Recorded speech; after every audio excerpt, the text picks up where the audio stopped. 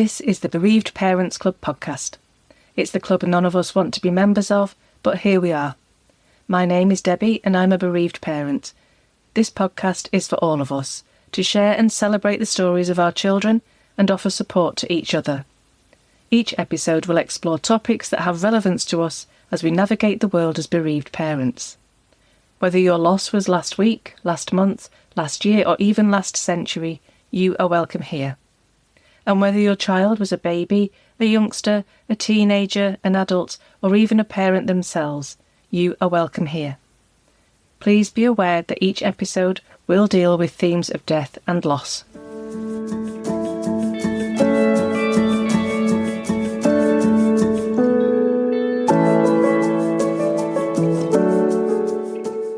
Our guest today is Liam Walsh. Liam lives in Oxfordshire with his family and dog, and in 2020 he experienced the twin losses of both his dad and his 15-year-old son Patrick. Liam wrote a memoir about his experiences called Red Balloons, and we'll be talking about that shortly.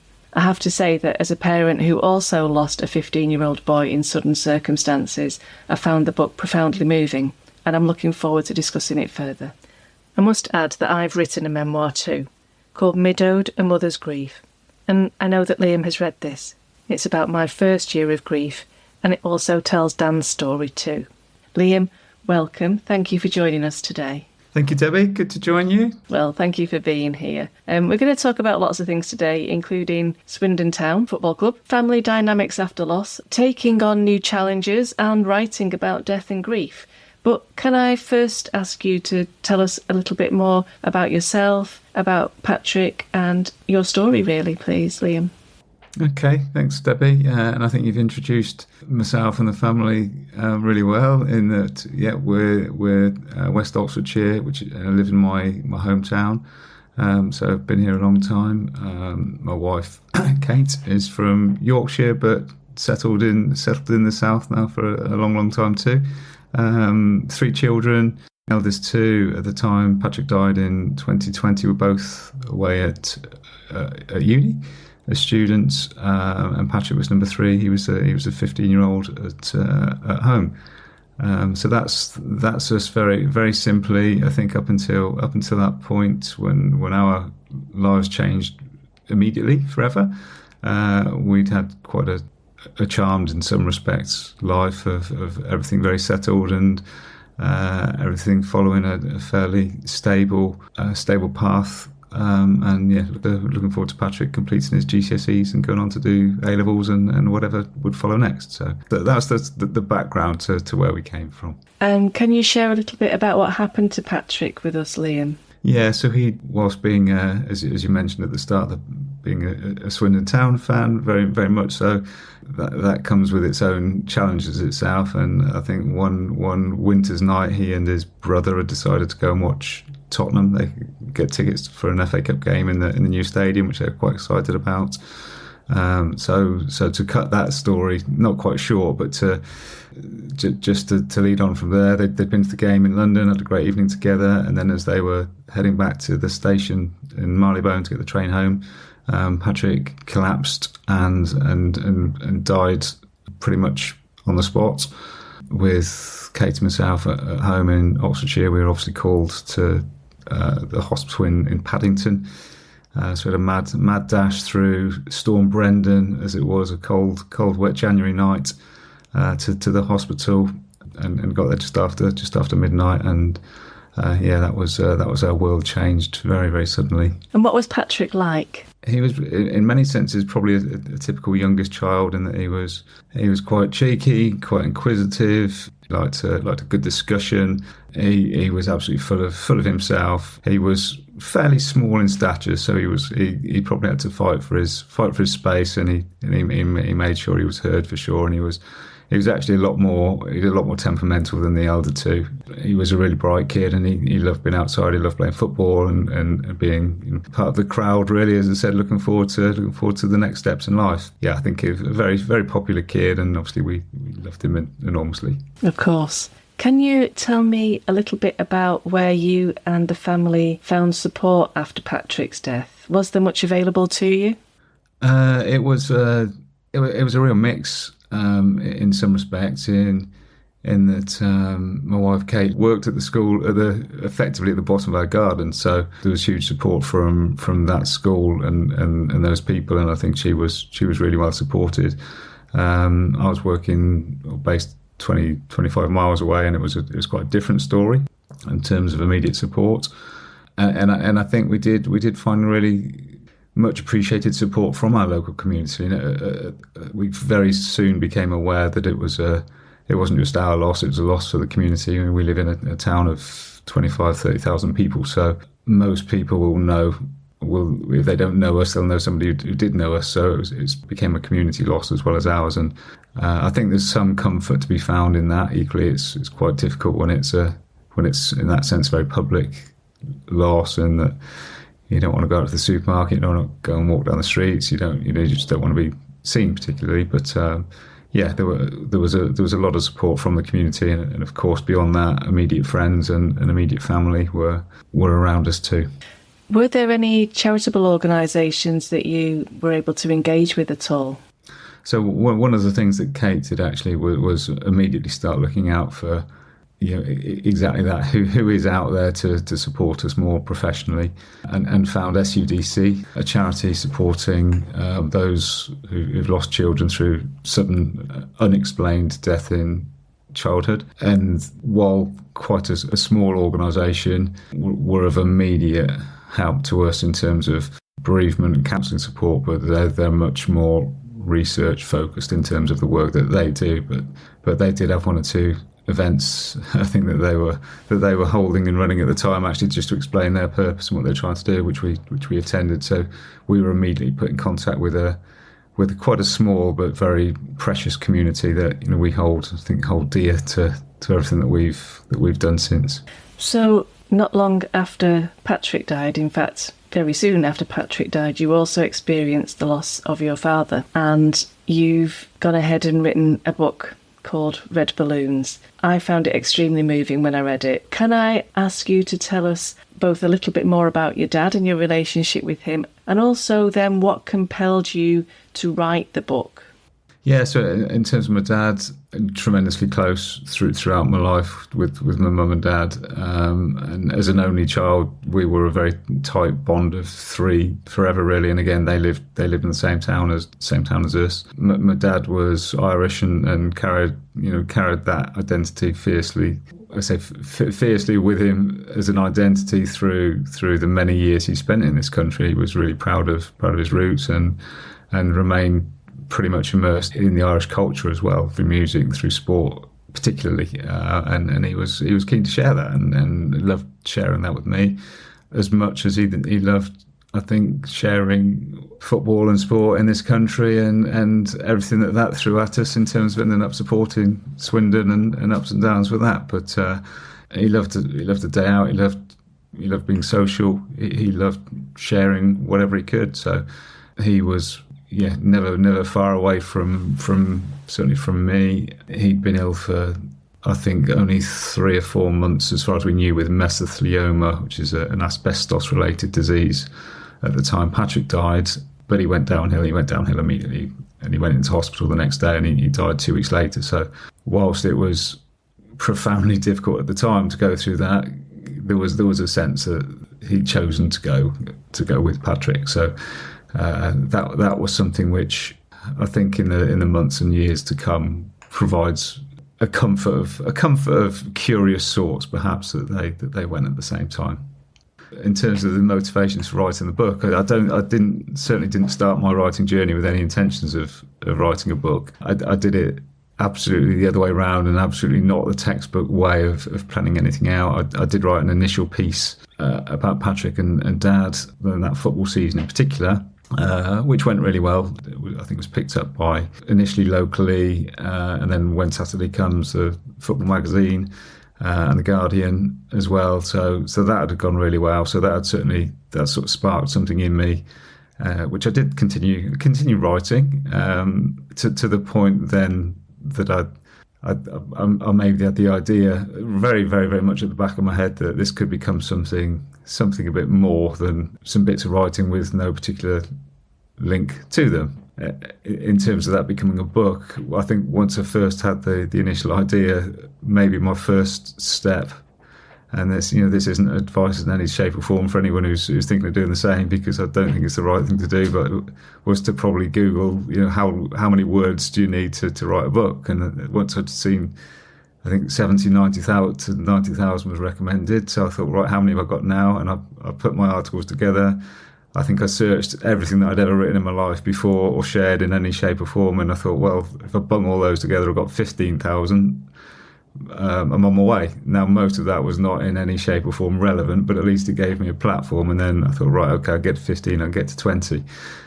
So it was almost a numbers game to start with. And I did have a friend at the same time who was doing almost the same thing in parallel about a different subject matter. So we would both joke and encourage each other through sharing how many words we completed. So it started the wrong way around, and then I think probably by the time I had got to 70, 80, 90,000, I did start some filtering and and thinking, right, where do I go? What am I going to do with all this that I've strung together?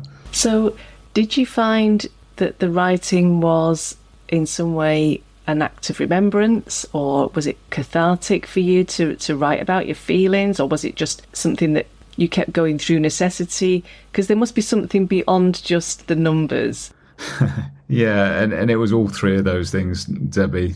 So in terms of necessity, yeah, there was a moment. I think I was driving to a football game, and I remember like almost a flash of, I have to write, I have to do this. I couldn't bear the thought of Patrick being forgotten. I know we as parents acutely understand that, but for friends and wider acquaintances and all those other people out there who he's been a real part of their lives for 15 years, I wanted that flame to continue burning brightly. So I did have a real sense of, I want something written down that remembers him to other people. And equally, I think I want something when I'm 75, fingers crossed, that I can pick up and I can feel the passion and the love as brightly at that point as I did when I wrote it. So that remembrance bit was a real motivation for me. And I think the other one around catharsis as well is, I'm sure you felt something quite similar, but it has to come out, doesn't it? And I didn't have much of a relationship in terms of counselling or any of those activities really. So writing was my way of sharing, and writing became my voice. Yeah, I think I found that writing and rewriting became a way to spend time with those memories and to be close to Dan as I was doing it, and a way of going through those feelings and those thoughts and revisiting them, but in a quite safe and managed way for me, without having to kind of share them with anybody else in the moment. I was able to just kind of explore them and then stop when I was ready. Yeah, and that's an interesting point in that I think certainly others in the family would find it was easier to actually go and talk to somebody and have those conversations, whereas for me, those conversations just didn't work. And maybe at some time in the future they will, but I didn't find the right person to talk to, and so talking to myself perhaps through writing was my way of doing that. And my way, as you said, really, I think that's you said really beautifully. It's our way of spending time with our child, isn't it? So very very much that became my release in that sense. Even I didn't know where it was going, and as I said, there was no great plan, and it came together at the back end of the journey, really. So had you always written then? Is that always been a way for you to work things out or to express yourself creatively, or what's kind of prompted it before? You said you had bits and pieces of writing around, so you're not brand new to this. No, not quite, but only in a very I've written for fanzines from a football perspective. I've done music reviews, but really it is bits and pieces, Debbie, and over not many pieces over a lot of years doesn't really add up to a huge body of work. So there wasn't much there, but when I had done it, I had found it rewarding. So I have enjoyed writing, and it's something that's always been there. And my dad said many years ago, he said everyone's got a book in them. And whilst he wasn't a writer, he could share a story. And in his later years, we'd given him a blank notebook and a pen and said, please write all this stuff down, and he never did. And it was to the point of, after he died, going through all his stuff and going through the house and think, please let there be a notebook, let there be something. But there isn't. But I wish he had. So that was in him, and maybe he shared that. So that was something I was happy to pick up in that respect. Yeah, I think we sometimes find ourselves going back to things that have given us some kind of either comfort or a bit of control or some way of dealing with things. So some people might write poetry, some people, and they might not have written anything since school, but they suddenly find it's a way to express what's inside them. We find something that we perhaps feel we can use to work through something in a way that isn't just talking to somebody. Yeah, I think so. And comfort is comfort's I think is a really resonant word. And for me, it was late at night, and I'd put some music on, which again gave me that familiarity and that comfort. And that was my safe place. So once you'd got this 70 to 90,000 words and it was in some sort of shape, how did you go about taking it to publication?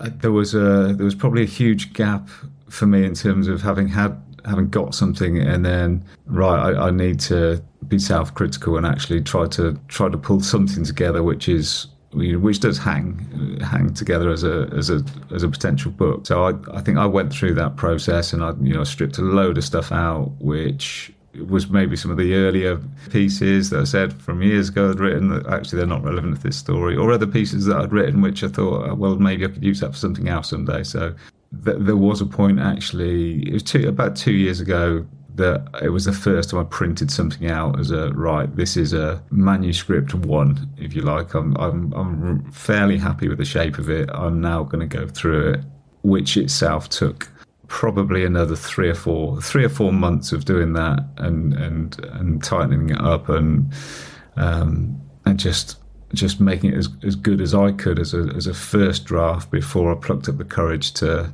share it to one or two places. And to be honest, I'd have been quite happy just self-publishing and seeing where that took me, because for me it was a case of, if I've done it, I've done it. What happens afterwards isn't the point. The point for me is the journey, as I think you've alluded to, as to the actual, how have we got to this point. But one or two people said, send it off, see where it got to. So not really knowing where it would sit on a shelf in a bookshop was a tough one for me. So I think I picked not many agencies or publishers, but around football, around sport, around grief, maybe something Irish, just to see what would come back. And quite soon, actually, Halcyon, who were a small football publisher, got back and said they'd love to do it. So for me, that was it. I was off and chuffed with that. So it was in some senses, it was quite a straightforward journey. The actual publication or finding the publisher bit was quite straightforward, but there was clearly, as with yourself, there's a huge amount of work and love and tears goes into the bit before that, which is maybe more private than others are going to see. And there were, even during the writing, there were periods of months where I didn't touch it because it just wasn't right. I'd just leave it there and say, well, maybe nothing will ever happen with it. It's just a wait for the time will find me if it's the right thing to do. And yeah, it came together in the end. Yeah, and it's really, really great. I think anybody who loves football would enjoy it anyway. Anybody who's ever had a dad or a son who would enjoy it. Although it's incredibly sad, it absolutely celebrates those relationships, and that's what makes it so compelling to read, I think. It's a brilliant memento, and I know that was a motivation for me, like you said, that actually, regardless of what happens next, this memento has been created. And in mine, Dan will always live on, and in yours, Patrick and your dad will always live on. And that in itself is just very satisfying. You've written this one book. Do you intend to write more about anything else now? As I maybe sort of referenced a couple of minutes ago, there's one or two potentials that have come out of what were left on the cutting room floor, so to speak. But I've not done anything with them, so I don't know whether that will. Again, maybe the time has to be right for those to re-find me again. So one of them it would be a very niche football one. I'm not sure what the audience would be on that, but I think it would be again a memoir driven, but with an angle that I've not seen anyone else do before. So I'd be quite from a quite a geeky point of view, I'd be quite excited about doing that, and I think it could be really good. The other one would be my running journey. So the running journey is sort of run parallel to loss and before loss, and I think I'm really lucky to be part of an absolutely fantastic running community here, which not only is it given so much to me, but there are so many inspirational individuals within it, which collectively makes it an incredible group. So I would love to finish off what I've started writing in that direction and take that a little bit further. But part of that story needs to unfold to make that happen. So we'll see. I hope so. So that leads me on to what I wanted to ask you about, because as well as the reference to lots of football and sport, within Red Balloons, you do talk about setting yourself lots of other goals and challenges. There was kind of 10,000 steps. There was marathon running. So can you tell us a bit more about those? Yeah, and they probably don't exist because of the loss. They're probably within my character, and whether I describe them as goals or not, or just part of me. So the 10,000 steps came from, and this is again this predates any of the loss, but somebody at work said they try to do 10,000 steps every day in the month of, it was March. I can't remember what year it was, 2017 maybe. And I thought that sounds impossible. And I was at the point of having just got on that journey of counting steps and looking at data and stuff like that. But I think I did it that March, and I carried that through to August that year. Then there was a day I describe in the book in Ireland that I missed the 10,000 because I was stuck in the pub and I just got carried away and had another pint, and that was it. It was 12:30 and I'd missed my 10,000. And that's something about that day struck me.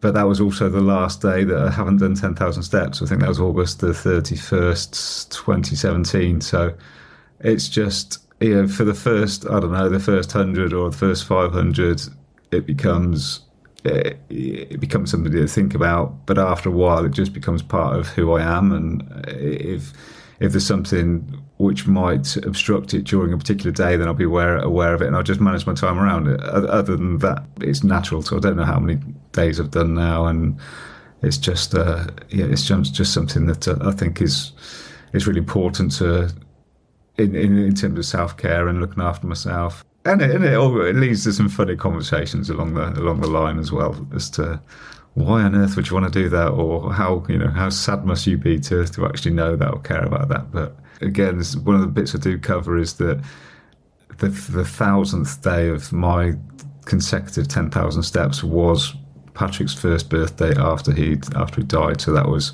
just the way these things turn out sometimes, wasn't it? When I was looking for, I must be near that milestone, and then I thought, yeah, I know how this is going to work. So it was a really, really tough day, but it was equally for me. There was something for me to celebrate within the day, if that makes sense. And the running journey, I mentioned the support I've had around that, and a lot of people say, does running help with mental health and help with getting over loss in that sense, and does that give you a boost? I think for me, I started my running journey quite late, but I'd started that possibly a couple of years before. So some of those boosts I'd already had.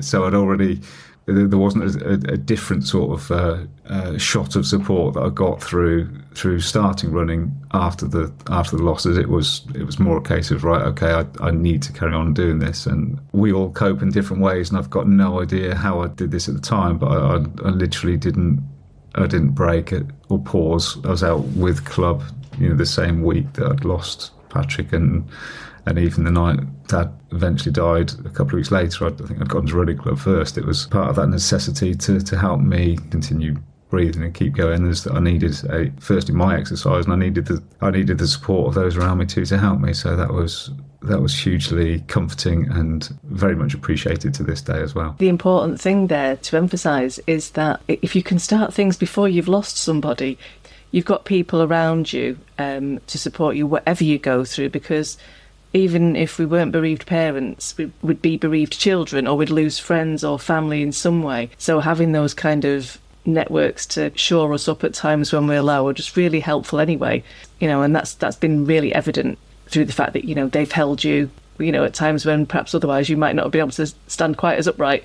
Yeah, that's a really important point actually. I've not thought of it that way around, but it doesn't have to be running. Clearly, there are lots of other support networks that we can all find. We find the right ones to suit ourselves, don't we? But for me, irrespective of my journey and the losses that we've had, the number of inspirational people from all walks of life at all ages within that community have been really precious to me and continues to be so. How do you personally and perhaps as a family mark the important milestones now around things like Christmases and anniversaries, and are there specific things that you do or don't do?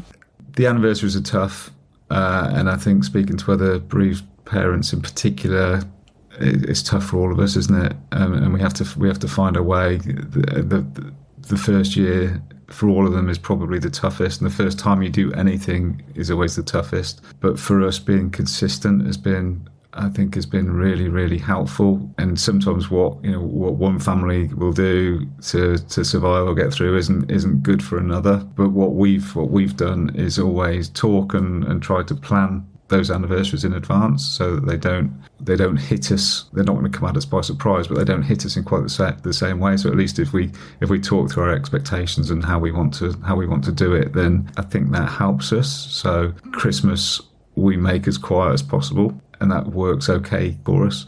Patrick's anniversary is in the middle of January.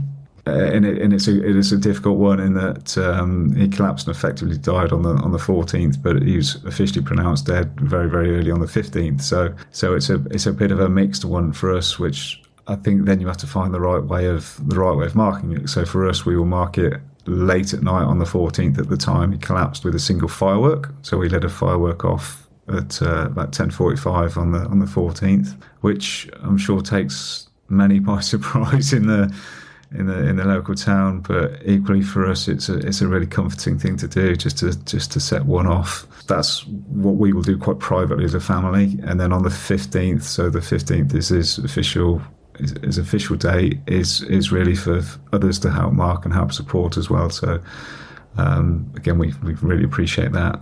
His birthday in May, we tried to do something positive, try to get some fresh air and maybe climb a hill. Hopefully it's a little bit warmer than it would have been in January, so we'll do something active on the May birthday, and then go and have a McDonald's, because that's what he would have wanted at the time, and probably maybe, who knows, that's what he would have wanted to do now. So that's how we get through that one. Yeah, the McDonald's thing obviously resonates with me, because that's what we tend to do. Well, I say we, me, and some of his friends and my friends will generally get together and have a McDonald's either on the 26th or the 27th, because like you, we had, Dan's accident was on one day, but he was declared dead the next. So depending on where it falls, because as you appreciate, that sort of 26th, 27th is generally a bank holiday or around a bank holiday weekend. So we try and go and have a bit of a McDonald's burger, dirty burger, on the 26th or 27th, just depending. So are there any key messages that you would like to pass on to other families, other listeners now, about anything to do with either your writing or your journey? I think in terms of the journey, for us, what we did from day one was to try to sit around the table at the end of the day and to share something positive out of that day.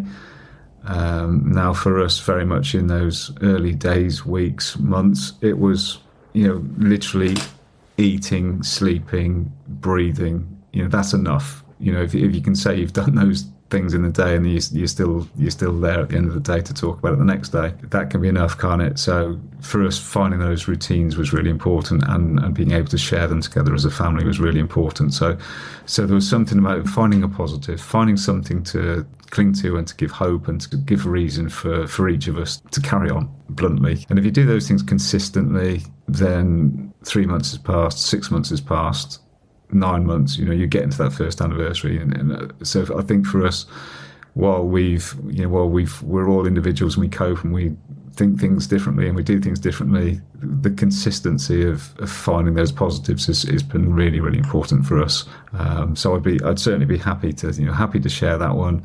So I think that self-care bit is really, really, really fundamental. And for us, or for me, it probably doesn't go too far beyond that eating, sleeping, breathing bit, because breathing is the fresh air bit, and is the getting out and getting active and meeting people and seeing people and doing things. So for me, that's been really important. It's not the same for everybody. I appreciate that, but that's what I would share. Thank you. And do you have any new challenges up your sleeve in terms of marathons or anything like that? Not just yet. I've had a year or two where I've struggled a little bit with injuries. This year, so far, touch wood, has been fantastic. I'm quite cautious and respective of my slightly aging body's limits as well, Debbie. So I would quite like to do a marathon. I think when I did my first one, somebody said that is your first marathon, as if there would be another one. So there probably is one in there somewhere. But again, I think that time has to find me, rather than me saying, right, I'm putting this date in the diary, putting a ring around it and saying I'm going to hit it. I think it needs to work slightly differently. So I'll respect what I can achieve and when before I do that. Getting the book published was a big tick, which took me a year or two to get done. Equally, running a marathon was another big tick, which is something I worked towards. So yeah, maybe I need a new something to keep me going in that respect. Well, let's hope that it's writing your very niche book, either about the running or about Swindon Town or something like it. What we always ask guests to do, Liam, is to tell us something that you're grateful for. So can I ask you now to share with us what you're bringing today to be grateful for? Yeah, and I've got a couple of semi-serious ones, and then maybe just a bit lighter. But from a support point of view, the bereaved parent community that we've met, there's lots of different charities out there, but for us, SUDC is ours. It's our big one, so really, really appreciate what they've given to us. And part of the proceeds from Red Balloons, each copy sold, does go to SUDC. So we will continue to be part of SUDC, and they'll be part of us. So I really do appreciate that. And there have been some great people. There's some great people that we've met along the way, and there is something special in that for sure. Again, just as a sort of following on from that, one thing I do appreciate is gaining a different sense of perspective in some respects around what really matters. And again, somebody else said this to me, and quite in the early days, you do find out quite quickly when you need to prioritise what you do and don't need to do in your day. And it does offer just a fresh glimpse into what matters in life, I think, when you've been through what we've been through and go through what we go through. So I'm certainly less niggled by the little things in life than perhaps I might have been 5 years ago. So I'm grateful for that. I'm grateful for that. Again, a slightly lighter point of view. And it is really light, and I've probably touched on both of these, but it's around fresh air, it's around having a dog, and having a garden, and being able to get out, and a reason to get out every day and get some of those 10,000 steps in, or to see what's grown and what hasn't. Those things I do really, really appreciate. So if you've not got a dog, get one or steal one somehow, because they will offer you something that you haven't before, I'm sure. Yeah, definitely. I think, dogs, they'll just carry on wanting to do stuff regardless of how you're feeling. So they can be a really good motivator for getting you out of the house on days when you don't particularly want to. I mean, clearly you will go because you've got 10,000 steps to achieve. But for those of us that perhaps might not want to, having a dog that's kind of like holding the lead in its mouth going, it's time is a really useful thing. Yeah, and it comes back to that point around consistency and stability, really, that, okay, they need to go out 3 times a day, so they need somebody to go and do it, go and get out there, and you never feel worse after a walk. That's great, Liam. Thank you so much. I think we've covered everything. Is there anything else that you want to add before we wrap up the recording? To any bereaved parents out there, much love and support, and if you're newer to your journey than Debbie and myself are 4, 5, 6 years in, then reach out. We are, and many others are here to support and help. And best wishes on your journeys too. That's lovely. Thank you so much, Liam. That was Liam Walsh, author of Red Balloons. Links to all the topics covered today can be found on the episode listing, and we've even more resources on our website, www.bereavedparentsclub.org.uk. Thank you for listening today. This episode is dedicated to Patrick.